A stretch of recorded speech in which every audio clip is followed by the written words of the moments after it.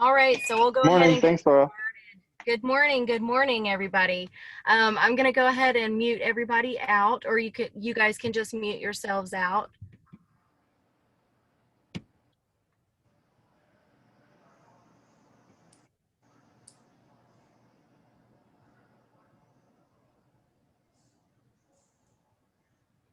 All right, we still got a few more people joining here. Bear with me, guys. All right. All right, so I'm going to go ahead and get started. Welcome everybody to the New Agent Call. I love this call because we have time at the end to ask questions. And so don't be shy. If you guys have any questions as we're going through this today, then I'm sure somebody else on this same call has the same question.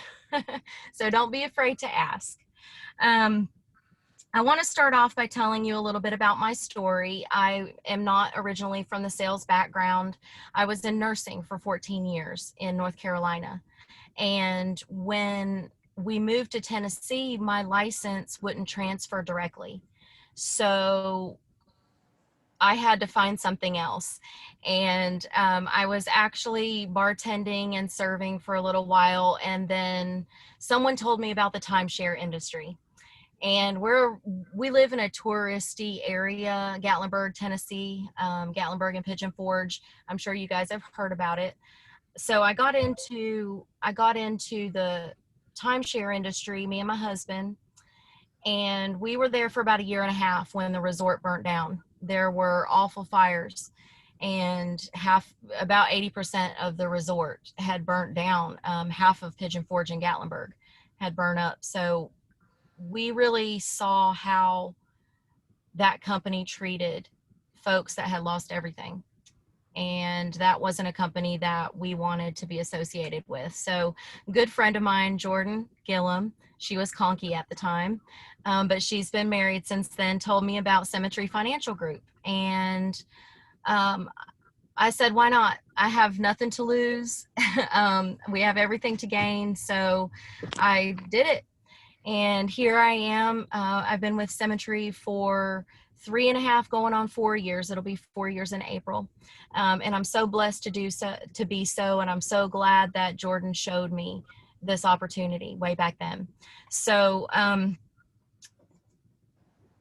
the Symmetry system has helped me lay out not only a clear path to where I want to be in the future, but it's also laid out a clear path to get, not monetarily where I want to be, in other words, but also leading as a good leader and a coach, and growing myself to be that person that other people want to follow. And the system works, guys, if you work it. We have a great system laid out, step-by-step tools, but the key is if you work it. So some of the pitfalls that people make begin on the phone. Everything starts on the phone here. You can't get into a home, you can't book an appointment until you call the clients. So the system says to do at least 250 dials. And the way that you can gauge yourself is you'll want to be doing about 30 to 35 dials an hour. And one huge pitfall that a lot of folks make is not sticking to the script, especially new folks, or not dialing until they get the appointments that are needed. And for full time, that looks like 20 to 25 appointments, because some folks are not going to show up, and you want to sit with at least 12 to 15 clients. And that's an actual appointment. That's what a sit means. And for part time, you're going to want to book anywhere from 10 to 12 appointments, because you want to sit with 8 of those prospective clients.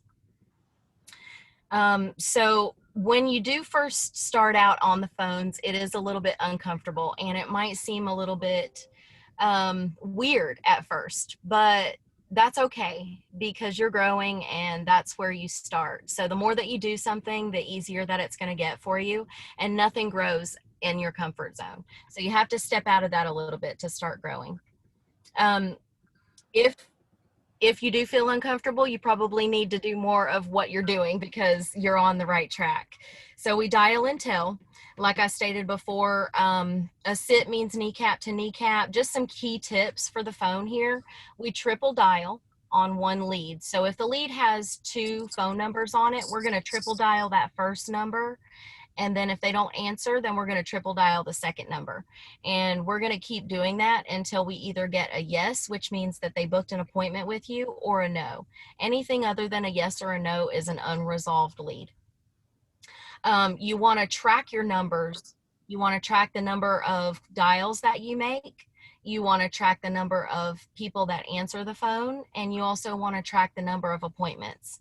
Those are very important metrics. That way you can see what you need work on or how to push that further than you already are. Remember low and slow when we're talking on the phone with clients. This is very, very important. Low and slow. I like to describe it as a midnight DJ voice. Just low, slow, sort of like you're bored. When do we dial? Now that everybody is working remotely, we can dial whenever. And the borders have actually opened up for us. So we can dial on the East Coast, me being on the East Coast can dial on the West Coast and vice versa, at different time zones. And we can work different states without ever leaving our home or our office. So anytime is good. The best times to get folks at home are Friday evenings and Saturday mornings. So you'll see a lot of us leaders on GroupMe posting Zooms on Saturday and throughout the week. Always hop on those Zooms because that's where you're going to learn the phone script. That's how you're going to learn to make it really fluent and not robotic. That's where you're going to learn a lot, just watching the leaders dial. So any other time, like I said, throughout the week, if you haven't gotten your dials or the amount of appointments that you need, you're going to get back on the phone immediately. We always book within 24 hours in advance. So we're booking appointments for the same day or the very next day. That is very important when we're running virtual appointments and telesales because folks just forget about you. And it's a lot easier to just not show up for an appointment when there's not somebody standing at your door like we used to do. So that's very important. Don't book any appointments more than 24 hours in advance. Now, I wanted to share with you guys some tips on being more consistent. So you want to ask yourself at the beginning of the week, do you have a lead budget? That's very important. You want to set aside a lead budget each and every week. What does that look like? You might be asking yourself. $250 equals about $1,000 to $1,500 net. So take those metrics and you can reverse engineer it to how much you need to make within that week.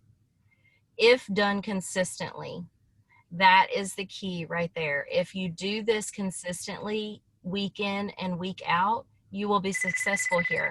You have no way of not being successful here. You want to resolve all of your leads with either a yes or a no. Like I was discussing before, anything other than a yes or a no is simply not a resolved lead. And you want to put it back at the bottom of your stack and recall those folks. You want your phone number to be traffic in their phone. That way it strikes their curiosity and somebody is trying to get a hold of them in their mind. So they're going to more than likely call you back. If you call the same number over 20 times is kind of just a rule for me. I used to do door knocks on those folks, but since we're not out in the field like we used to, I just do a little bit more research on maybe it's not the right number for the client that I'm looking for, or maybe it was a different address associated with a different phone number. So I just Google that, their name, and see if there's any more information that I can come up with on them. And I might stop by their house if it's still unresolved after a couple of weeks, because guys, you have these weeks exclusively for about a month and you want to resolve that with the get within the same week. However, if somebody's not answering the phone, then you're going to want to do your due diligence and try and get a hold of them because they are asking for our help. Let's see. So remember, guys, the keys to consistency is massive action and constant correction. You'll hear it 100 times if you're on any of these calls for any amount of time.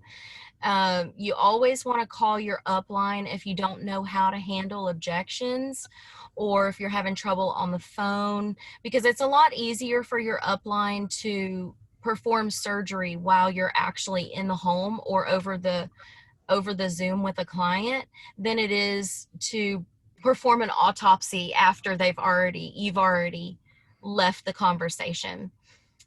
And another key here is never ever book appointments during conference calls. I can't reiterate how much to you guys how important the conference calls are, calls like these. So congratulations, everybody that's on this call with me today. You guys are taking the first step. And always remember, guys, that your first 9 months is going to be the hardest in this business because you're only getting your 75% upfront commission. At months 10, 11, and 12, that's when you start to see your residual income start flowing in from that business that you have written a year ago. So just keep in mind, don't quit on yourself during your first 9 months. Give yourself a chance and just remember that that is going to be the hardest. You're going to learn so much though in such a small amount of time. Some good audios that are wonderful to listen to. I've got a couple written down here. These are all found on the sfglife.com website, and reach out to your upline if you haven't gotten your credentials yet, and I'm sure they'll be able to send them to you. But Grit, Growth, and Gratitude by Sarah and Mike Pappas. The agent training in the home is the skeleton that I first started off with in the home. Everything on the phone, you guys can listen to that over and over and over again because that's where you're going to learn the sequence and the verbiage that we use to lead the client in a direction to book an appointment with us. Another one is Jordan Shank, Protecting Your Mindset in the Field. Mindset is about 90%. I would, it's a stretch to say 90%, but it's at least 80% of this business. And so you want to keep your mindset right, and listening to these audios, it just gets you right back on track if you've had a lot of rejection, if you're going through a time on the phone, you just talk to your mentor. We used to say make your car a rolling university, but now since we're all sitting in our home offices, you want to do that in between appointments, or if you're feeling down or frustrated, or just pop in an audio and get your mind right. That's so important, so important. So before I open up the floor for questions, I did want to talk about recruiting a little bit. One of the mistakes that Barry and myself made when we first came to this business was not recruiting right away. It was just me in the field. I didn't have support from him. He was just sitting on the stands seeing if it worked. And so eventually he came on board. Took him about a year. So after that, he is our full-time recruiter here, but I was recruiting in the very beginning by myself. And so I do understand what it takes to be able to do that. Now it's impossible to get a hold of everything that Symmetry has to offer here if you're not building. These equity share bonuses are huge, guys. Life-changing bonuses that Symmetry is giving to agents. It's just think of it like it's not our job to talk and recruit only the people that we think would be good for this business. It's just our job to show them the opportunity, and the right ones are going to run with it, and they're going to see something here and they're going to take off with it and own it. And those are the folks that we're looking for. So I also suggest starting with people that you would want to work with, that you would want to go on vacation with, friends, family. Just talk to them about this opportunity that you've started, and send them a video or two and say, hey guys, just check this out and tell me what you think about it. And everybody's got an opinion. So more than likely they're going to get back to you with what they think about it. I've recruited from the kitchen table before, and they might not have been a good fit for the insurance, but they were a good fit for cemetery, and they liked our business model. And so I just offered them the opportunity. We have a thing called Project 100, and it was started for the recruiting. It's a recruiting tool. Just write down 100 names in your phone. Everybody's got phone contacts. Everybody's got Facebook contacts, Instagram, all of social media. All of those folks in there, just take some names that you feel like folks would be good for this business, or somebody that you would want to work with, and write them down. And just reach out to them. If 100's too much, start off with 10. But my best recommendation is just start somewhere. Just start recruiting as soon as possible. So I'm going to go ahead and open up the floor for any questions that you guys might have. So go ahead and unmute yourself if you guys have any questions.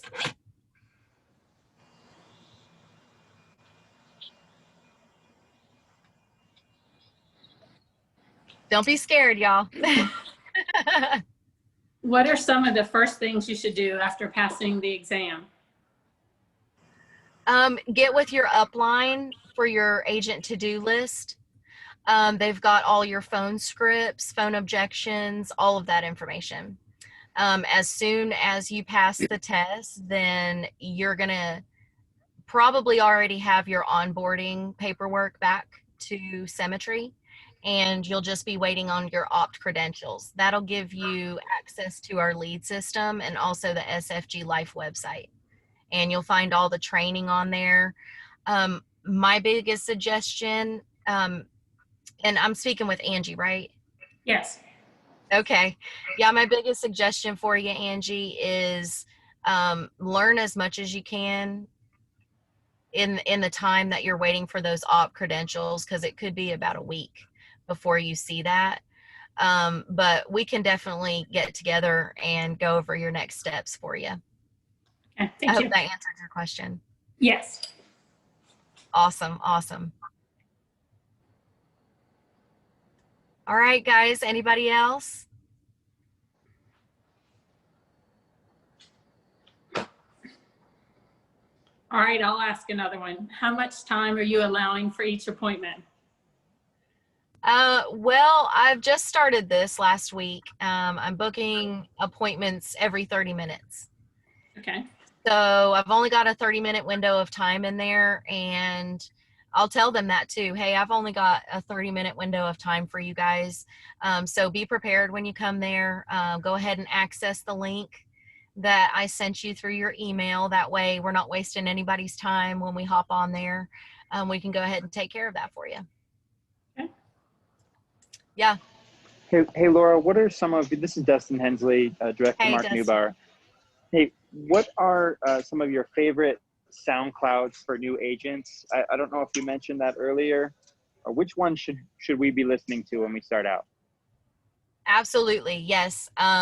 The agent training in the home is a good one for in the home, but you want to start off with on the phones, because like I said in the beginning, everything starts off on the phone, and you want to get that phone script down right. So everything on the phone. And then I like Jordan Shank. He does a mindset. Let me go back to my notes here. Protecting your mindset in the field. I believe this was last summer that audio came out, but it's a wonderful reset for your mindset. Awesome, thank you. You're welcome. Laura, I've got a quick question. Time if we're doing this part-time and we have another job. what would your advice be? For help me understand the question, Angie, a little bit more. Are you talking about for booking appointments or for dials? For balancing our schedule, if we are also working another job and we're doing this on a part-time basis, how would the hours be different? And what's your advice for balancing that schedule? Okay, that's a good question. We do have a lot of part-timers coming on, but as far as balancing your schedule, you'll want to make time for the conference calls because that's very, very important. If you absolutely can't, then I would suggest be on the national calls and then this call. This is a very important call every week. And then the national call on Monday from 12 to 1, and then Wednesdays from 1 to 3. Those are important. As far as balancing everything else, just fitting it in your schedule, you want to protect your dial time because that's very important. And also, if it's not written on your schedule, more than likely it's not going to happen. So you want to cut out that window of time for dials, and that looks different for everybody. Like I said before, the Symmetry system recommends 250 dials, and that's a starting point. And if you haven't booked your 10 to 12 appointments for part-time by then you'll want to keep on dialing and keep on trying to get a hold of those clients. I would mark out family time. That's very important next. And then just kind of fit in everything around that, Angie. And that's something that we can talk about personally together too, because it does look different for everyone. Everyone's schedule is something that you kind of have to learn on your own, and you kind of have to do for yourself and figure out what works for you. I hope that answered your question. I would like to go a little bit further on that question with another question for you, Laura. Right now, I think we're all dealing with that transition of going from working at a 9 to 5 or working in a building and punching a clock. And right now, there's more reins given to an agent now than ever. Obviously, before we were on the roads and heading to houses, and then you'd have to structure your calendar that way. But right now, everything is done at home. What are some steps or tips you would give a new agent starting to work their business from home to make sure that their family relationship is beneficial to their business? What are some tips you'd give to make sure that an agent can have a balanced home life and work life? That's a great question. And I'm still figuring a lot of it out myself, to be very transparent. It is a struggle sometimes because we're doing homeschooling or virtual schooling with our daughter on top of work in the business and home life. So I definitely recommend to cut out that family time. That way you can be present with your family. If you're trying to dial and kids are running all over the place, or you have to get up all the time to go this place, go to the other end of the room, or, whatever's going on, just find a place that's really quiet to do your business. When you're having a meeting or you're dialing, then just be in a quiet environment and help the family understand, like, hey guys, I need to do this right now and I'm going to be unavailable for a couple of hours. So if you guys let me have this time now, I can spend 2 hours with you later on this evening. Look, I've got it blocked off of my calendar. Okay. So I just need you guys to understand that this is what I have to do right now for our family. And I'm going to go into my office. I'm going to shut the door and I'm not going to be available for a couple of hours. Okay. and just have that conversation with them, but also be in a noise-free environment as well when you're doing your dials and when you're working. It keeps you on track and focused. I hope that answered your question, Jordan. I also do recommend taking a break. Schedule your break time, go outside, take a breath of fresh air for 30 minutes, take an hour lunch break, cut it out of your schedule, go eat something and then go walk, but get outside because it keeps your mind right. Thank you, Laura. Absolutely.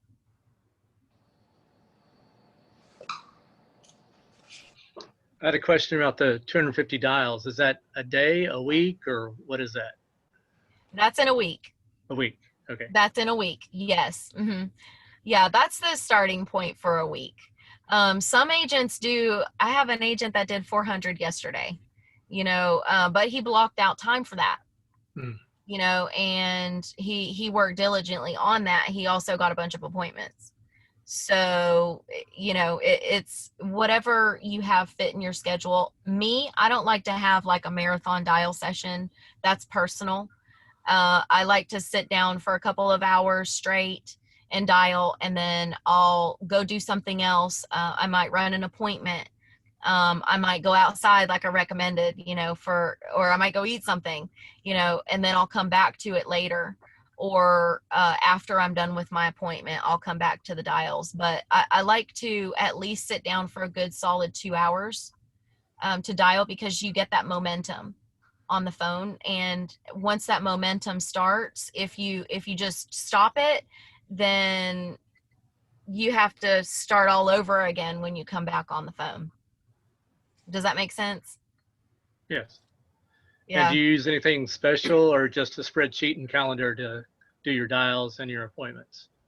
I have an ASAP planner, and you can find it on the SFG website, but it has everything on it. Unfortunately, I don't have it with me right now because I'm in the car, but it has everything listed there. You can keep track of your tick marks. You can keep track of your dials. You can keep track of the people that answer, your appointments. It's blocked out hourly through the day so that you can, write in your schedule. That's the way I like to do it. Dustin, I know he's a computer guru and he does everything digitally. So whatever's easiest for you, James, works out. I'm old school. I like to have it written in front of me. That way I'm physically writing it, and then I don't know, it solidifies it in my mind that it's really going to happen, I guess. More so than just having some digital alarm that goes off during the, right before the meeting time or whatnot. But that's another thing that I do suggest, is to set alarms for yourself, like dial alarms, and hold yourself accountable. Show up for yourself. If you say that you're going to block off 2 to 3 hours today during 5 to 8 this evening, then you should be in your office, in your seat, and dialing right then. It builds confidence, and it builds integrity and character if you show up for yourself.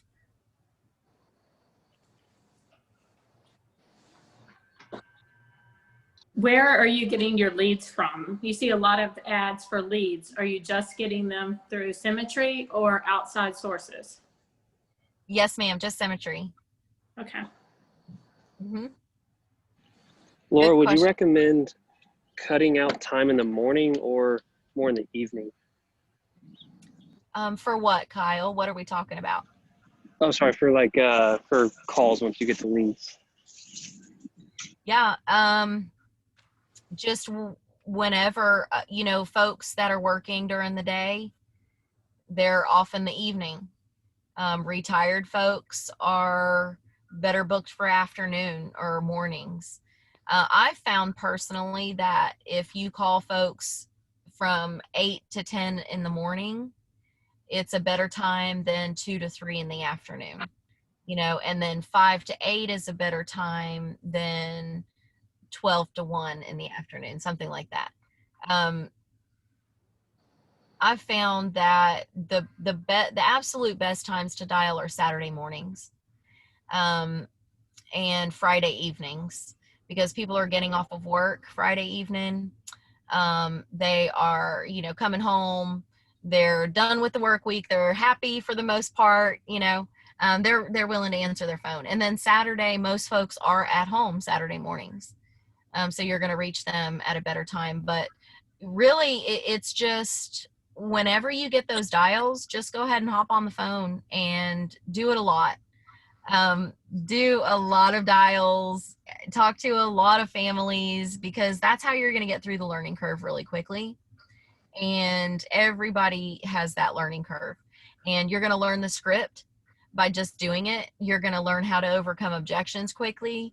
You're going to learn a ton of stuff just by doing it. So whenever you get your leads, then I would suggest that same day, go ahead and book some appointments.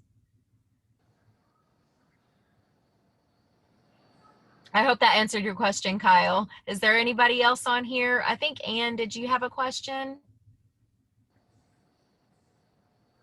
No. Okay. Anybody else?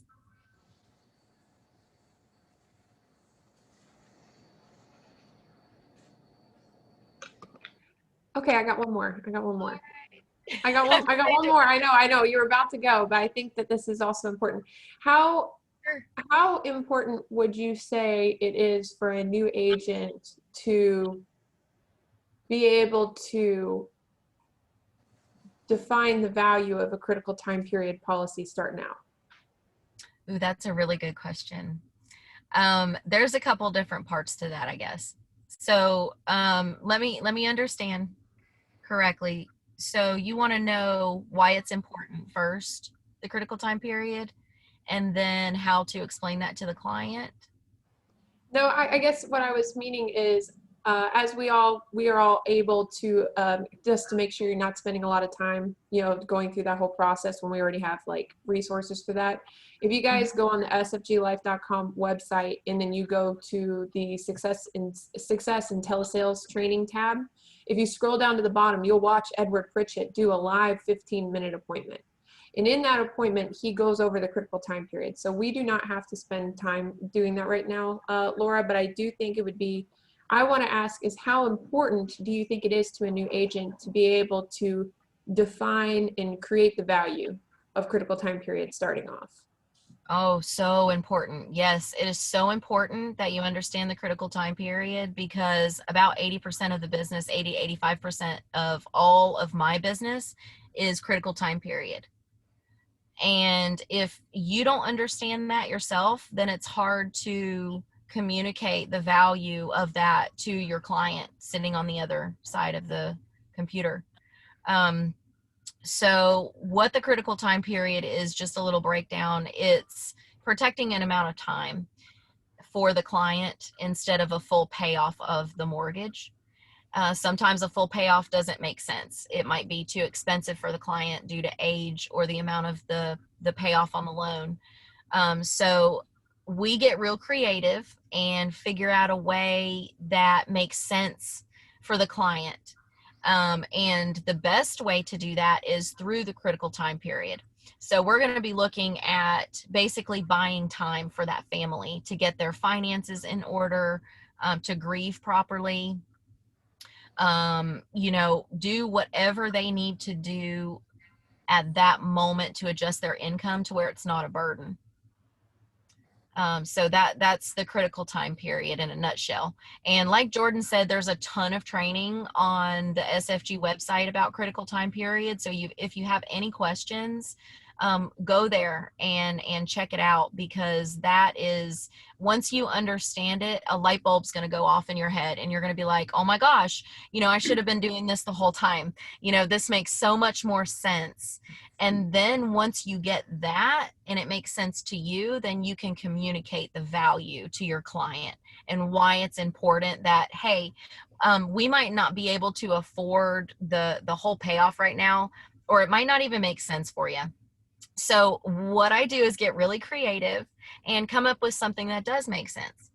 And what I've come up with is I've got 3 years of mortgage payments paid for you guys if your spouse were to pass away.